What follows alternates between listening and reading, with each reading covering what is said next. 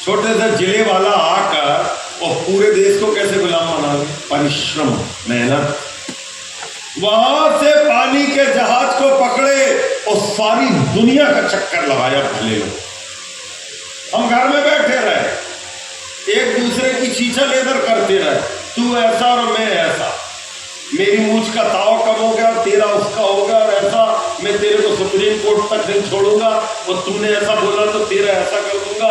मोहल्ले में तेरी नाली इधर से निकली तो मेरी इधर से निकली, मैं तेरा 1000 रुपया खा गया तो अब देख लेना वो मेरा 20,000 खाएगा। हम इन छोटी छोटी सी तुच्छी बातों से लगभग 3000 साल से यही तुच्छापन चल रहा है।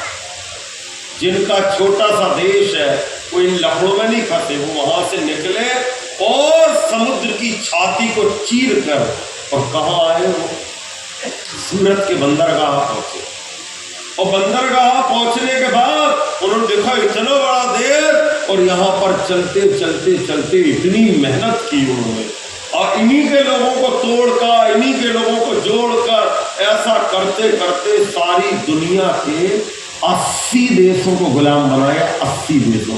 हम घर ही बैठे रह गए, कुंडली देखूंगा, ऐसा है, मंगल चढ़ गया, शनि चढ़ गया, चढ़ता रहा मंगल, गुलाम बना के चल गया। हाथों में हाथ मिलकर हथकंडे बदल गए, झंडे वही है, केवल डंडे बदल गए। आज भी उतनी ही भीड़ है मंदिर में, पाखंड वही है, केवल पंडे बदल गए। पाखंड वही है।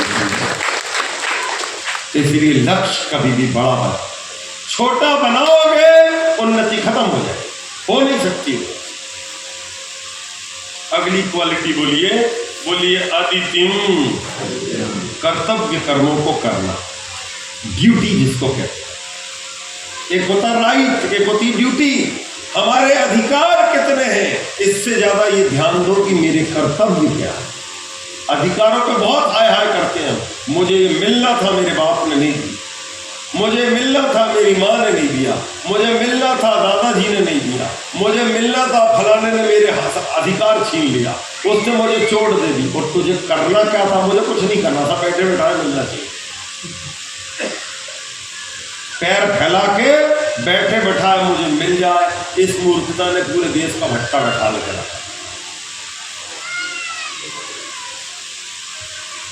पुरुषार्थ ही इस दुनिया में सब कामना पूरी करता है, मन चाहा फल उसने पाया, जो आलसी बन के पड़ा न रहा। आलसी लोगों का कोई इतिहास नहीं है। श्रद्धामयी माताओं और भाइयों, इसको अदितिम कहते हैं। अगली क्वालिटी है सुशर्माणम। बोलो जो भी, बोलो जो भी मेरे निकट है, मैं उसको सुख प्रदान करूंगा। बजाओ ताली जवाब। किसी भी क्रिया से मेरे पास वाले व्यक्ति को तकलीफ नहीं होनी। अपनी आदत क्या होती है? मेरा बस चले तो मैं सबका खा के रख लूं, मेरा बस चले सब तकलीफ में रहेंगे जो मेरे संकट, मेरे निकट आए।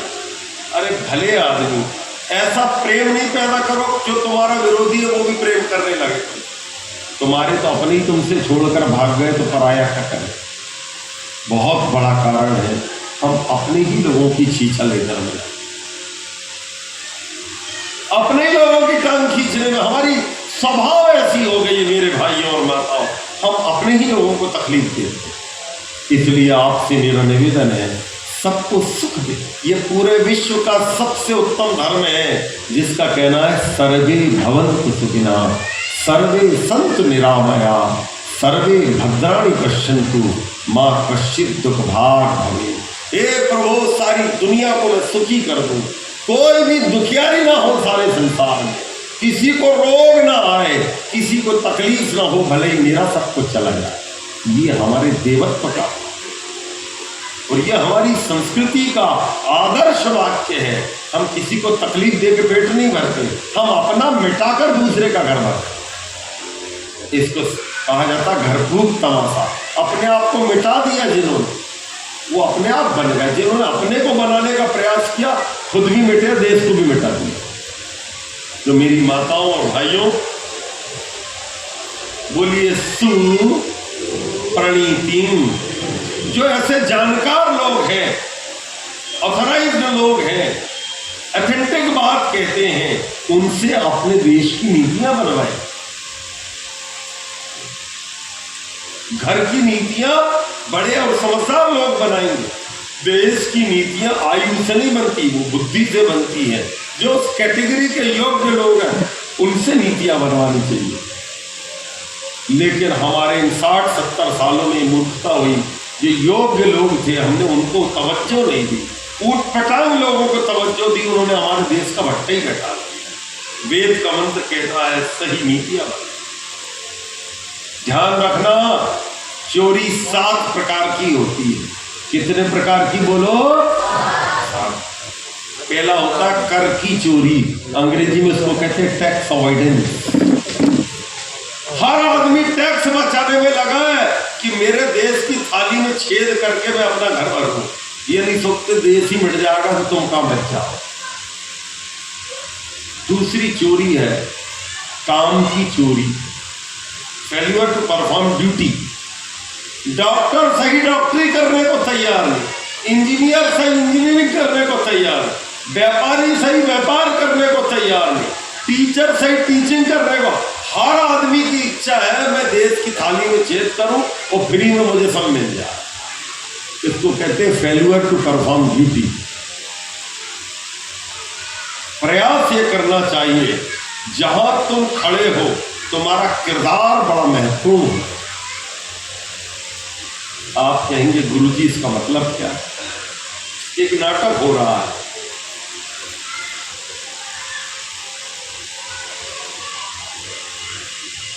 एक राजा का किरदार निभा रहा है, एक झाड़ू वाले का किरदार निभा, एक सेवक का किरदार निभा रहा है, एक मंत्री का, एक खाना बनाने वाली महिला का किरदार निभा रहा है। अब ये नहीं देखा जाता कि तुम किसका किरदार निभा रहे हो, इस पे इनाम नहीं मिलता।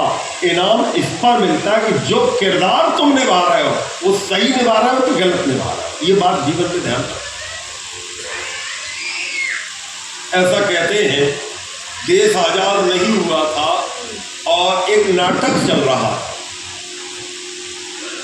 संभवतः ईश्वर चंद्र विद्यासागर बैठे हुए और वो नाटक हो रहा था और वो जो विलेन था वो एक्टर की पिटाई कर रहा था। वो जो मुख्य हीरो होता ही फिल्मों में भी होता है और नाटक में भी होता है, उस पर अत्याचार कर रहा है, उसकी पिटाई करे, उसको तकलीफ दे। तो वो ईश्वर चंद्र विद्यासागर बैठे थे नाटक में, वो वहां से उठे, स्टेज पे चढ़े, उनने विलेन को चम के लपका हुआ। विलेन ने उनके पैर पकड़ लिए, कहते सर यदि मेरे किरदार से आपको इसकी सजीव चित्रण का एहसास हो गया, इसका मतलब है मैंने सही किरदार लिया, सफल हो गया मेरा नाटक। आप ये मत सोचना कि मुझे सबसे छोटी जिम्मेदारी दी गई और बड़ी बड़ी जिम्मेदारी दूसरे लोगों ने ले ली। अरे तुम जहां खड़े हो यदि किरदार तुमने वहीं सही निभा दिया है तो छोटी जिम्मेदारी तुम्हें राजा बना देगी। ध्यान रखना, मेरे बाप ने मुझे छोटा काम सौंपा कि बड़ा सौंपा, आर्य समाज वालों ने मुझे छोटा सौंपा कि बड़ा सौंपा, इसका ज्यादा ध्यान नहीं। जो सौंपा है वो मैं अच्छे से करूंगा, अगर वो अच्छे से करूंगा तो अपने आप अगली व्यवस्था मुझे मिलती चली जाए। श्रद्धामयी माताओं और भाइयों, मैं आपसे निवेदन कर रहा था काम की चोरी, कर की चोरी, काम की चोरी, तीसरी होती वस्तुओं की चोरी, इंडल्जेंस इन स्मगलिंग। ये क्या होता भाइयों और मत, किसी देश में गए कोई सामान उठाकर चले आए टैक्स बचाने के चक्कर में या पैसा बचाने के चक्कर, ये तीसरी चोरी होती है, इससे भी बचना चाहिए। चौथी देश की स्थिति को बिगाड़ने वाली चोरी होती है, उस चोरी का नाम है प्रतिज्ञा की चोरी। इसको अंग्रेजी में कहते हैं रेनेगिंग ऑन ओथ, परजरी। जो भी संकल्प, आप डॉक्टर बनते हो तो एमबीबीएस की डिग्री के पहले संकल्प दिलाया जाता है मैं किसी भी मरीज के साथ बेईमानी नहीं करूँगा। इंजीनियर बनते हो तो भी संकल्प दिलाया जाता है, गुरुकुल से पढ़ के निकलते हो तब भी कन्वोकेशन में संकल्प दिलाया जाता है, जब विवाह होता है तब भी माता पिता संकल्प दिलाते हैं मैं और मेरी पत्नी का आचरण कैसा होगा। हम इन प्रतिज्ञाओं को भूल जाते। नेता बनते हो, एमएलए बनते हो, एमपी पर सब जगह संकल्प दिलाकर आपके ऊपर वो मुकुट पहनाया जाता है, आप उस संकल्प को ही तोड़ देते हैं, इसलिए वो पूरा की पूरा ढांचा जो आपसे बनना था वो पूरा गिर जाता है। प्रतिज्ञा की चोरी, जो आप प्रतिज्ञा करें, जो संकल्प ले, उसको टूटने ना देना। यदि वो ही टूट गया मेरे भाइयों और माताओं, तो आने वाली पीढ़ी पर दाग लग जाएगा कि लो हमारे पूर्वजों ने क्या नंगा नाच करके। अगली चोरी जो होती है मेरे भाइयों और माताओं, वो है आचरण की चोरी।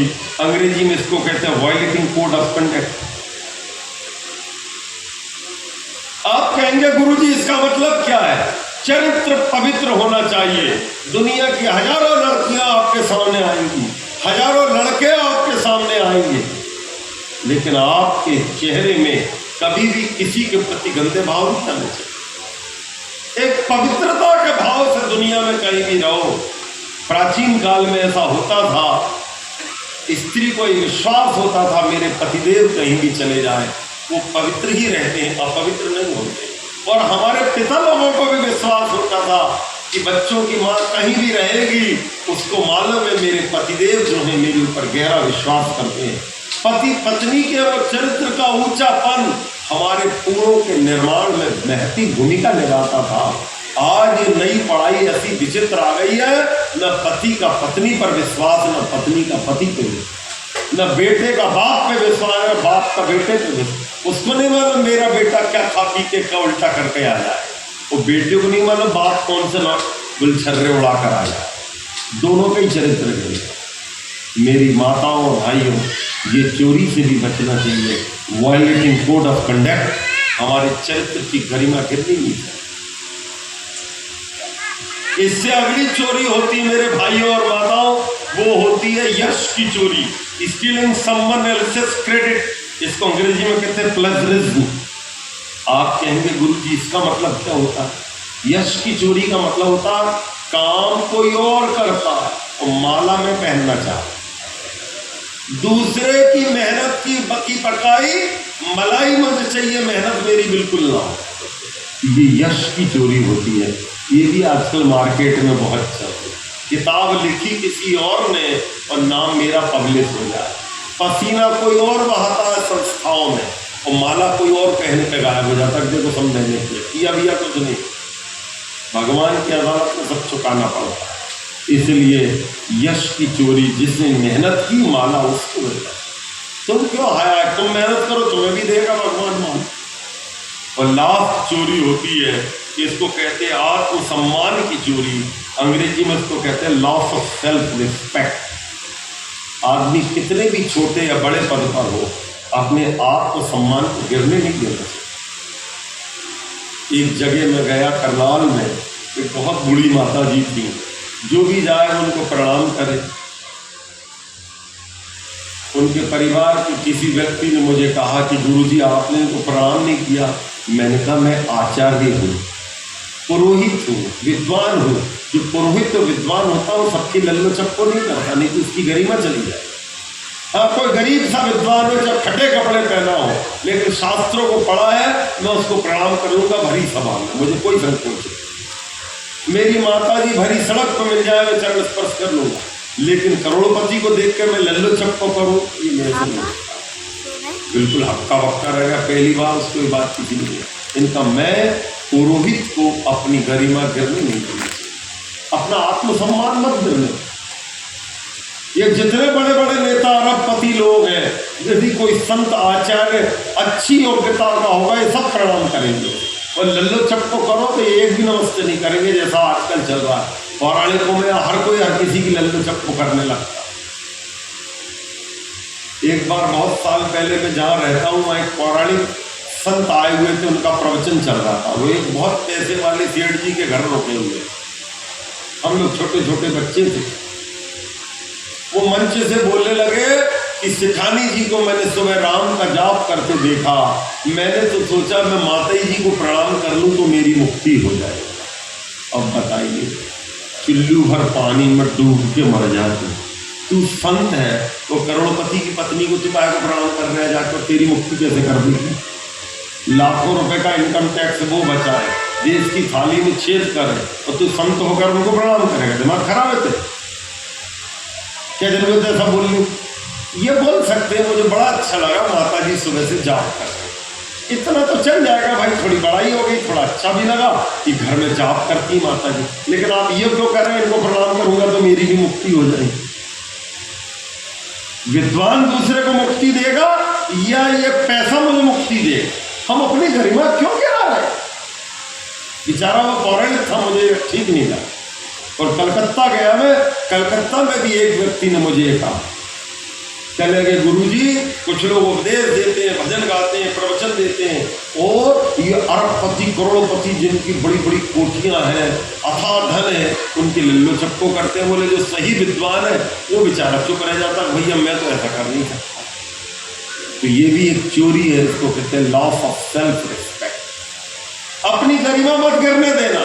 किसी ऑफिस में नौकरी करो, किसी व्यापार को करो, किसी धंधे को करो, रिश्तेदारी में जाओ, फटे कपड़े पहन लेना, कोई बुराई नहीं है, लेकिन अपनी गरिमा मत गिरने देना। आप परमात्मा के डायरेक्ट पुत्र हैं, कोई बीच में नहीं है। आप, मेरा पति सबसे बढ़िया, सारी दुनिया में कोई कितना भी सुंदर हो, मेरे पति से ज्यादा सुंदर नहीं। मेरी पत्नी दुनिया की सबसे सुंदर और पवित्र स्त्री है। दुनिया में कोई कितनी भी सुंदर स्त्री, मैं उसकी लल्लो चप्पो नहीं करूंगा। मेरा पिता दुनिया का सबसे बड़ा मालिक है, वो परम पिता परमात्मा। मैं क्यों दुनिया की लल्लो चप्पो करूंगा? मैं तो प्रभु की लल्लो चप्पो करूंगा तो सबकी अपने आप हो जाए। मेरे भाइयों और माता, हमें गरिमाओं को बना के रखना पड़े। महर्षि दयानंद का पूरा जीवन चल लो आप, इतने बड़े सेठ बैठे और उनको डांट दिया, बड़े बड़े कमिश्नर बैठे और ईसाई धर्म का वही खंडन किया, मुसलमानों के बड़े बड़े लोग बैठे और वहीं पर कुरान का खंडन किया। आत्मा में प्रकाश पैदा तो करो कि सही बात जहां बैठे हो वहां बोल सकते। इसका ये मतलब नहीं कि चीचा लेदर मचा दो, इसका मतलब जरूरी जितना है उतना बोलो। मैं आपसे निवेदन कर रहा था मेरे भाइयों और माताओं, राष्ट्रम में देही, ये दुनिया वालों में राष्ट्र को धारण करना चाहता।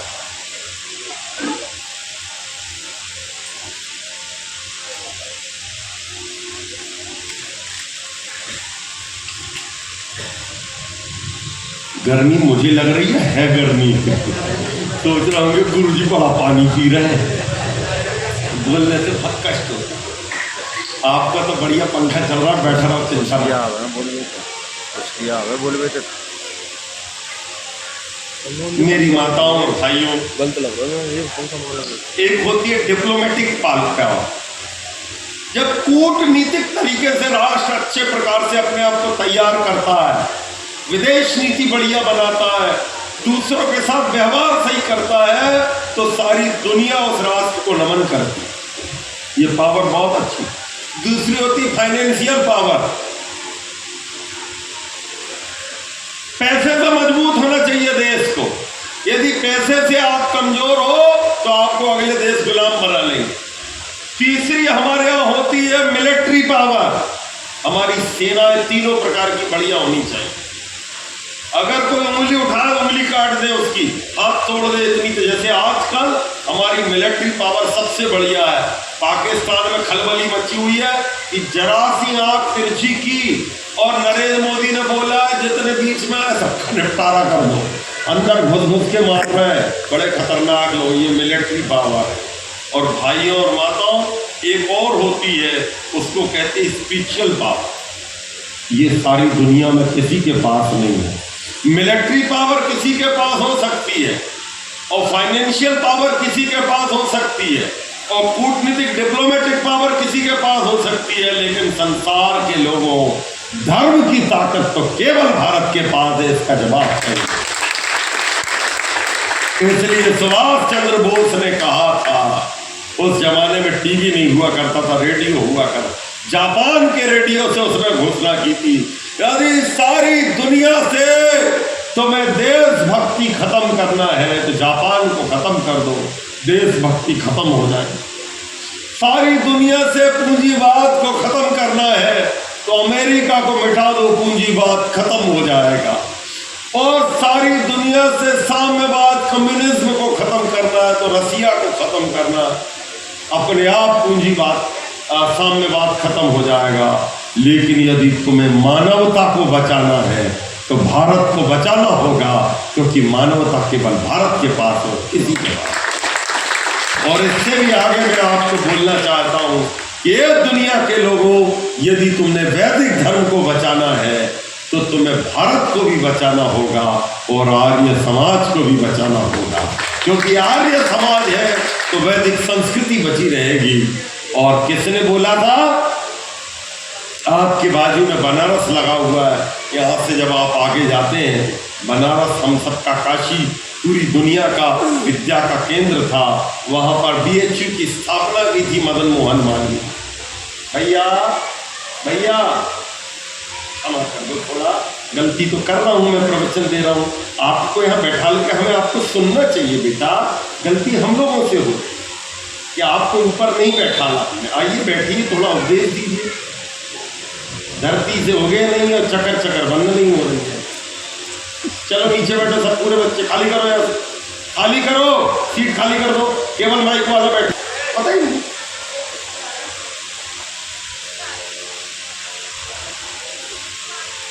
तो मदन मोहन मालवीय ने कहा था, क्या कहा मदन मोहन मालवीय ने? BHU के संस्थापक, बनारस हिंदू विश्वविद्यालय, बहुत ऊंची आत्मा थी उनकी। सारे भारत में 2 ऐसे महापुरुष हुए जिन्होंने अलग अलग विश्वविद्यालय की स्थापना की। एक गुरुकुल कांगड़ी की स्थापना हमारे स्वामी श्रद्धानंद जी ने की, और BHU की स्थापना मदन मोहन मालवीय ने की। वैसे आपके अलीगढ़ की स्थापना भी जो है सर सैयद अहमद खान ने की। मालूम कैसे की थी? महर्षि दयानंद का कहीं प्रवचन चल रहा था और उन्होंने कहा था, जो धर्म आगे बढ़ना चाहता है उस धर्म के लोगों को अपने शिक्षण संस्थाओं की व्यवस्था करनी चाहिए। ये बात सर सैयद अहमद खान के समझ में आ गई, उसने एक MUO खोल दी। तो देखा जाए तो आर्य समाज की प्रेरणा से विश्वविद्यालय खुला, लेकिन ये बात किसी को पता ही नहीं। बोला तो उन्होंने धर्म के लिए, लेकिन उसने अपने ऊपर लगाकर उपयोग कर लिया और हम लोग देखते रह गए, यद्यपि हमारे महापुरुषों ने भी खोला। मैं आपसे निवेदन कर रहा था, मदन मोहन मालवीय ने कहा था, यदि हिंदू समाज सो रहा है इसका मतलब है आर्य समाज जग रहा है। यदि आर्य समाज सो जाएगा तो हिंदू समाज मर जाएगा। आर्य समाज का जगना बहुत जरूरी है। आर्य समाज जगा रहेगा तो सबको बताता रहेगा। कृष्ण का काम करता है कौन? आर्य। मेरे भाइयों और माताओं, ध्यान रखना, पेरिस सिविलाइजेशन खत्म हो गई। पेरिस का वो सिविलाइजेशन नहीं रह गया जो सैकड़ों साल पहले था। ग्रीक की सिविलाइजेशन खत्म हो गई, मंगोलियन सिविलाइजेशन खत्म हो गई, रोम की सभ्यता खत्म हो गई, इटालियन सिविलाइजेशन खत्म हो गया, लेकिन भारत की सभ्यता अभी तक खत्म नहीं हुई, क्योंकि हमारे ऋषियों द्वारा तपस्या पूर्वक इसको तैयार किया गया है। यदि भारत की सभ्यता बची हुई है तो उसमें बहुत बड़ा योगदान हमारे हजारों साल की स्पिरिचुअल क्वालिटी को जाता है। दुनिया में सब कुछ खत्म हो जाए, लेकिन अपने अंदर की आत्मिक शक्तियों को कभी खत्म मत होने देना दुनिया के लोगों। वो आपके पास है, दुनिया में किसी के पास है, वो विरासत आपके पास। थोड़ा और आगे चलो, मैं आपको कुछ सूत्र देना चाहता था, वो सूत्र लेने के बाद ही आज का प्रवचन पूरा हो जाएगा।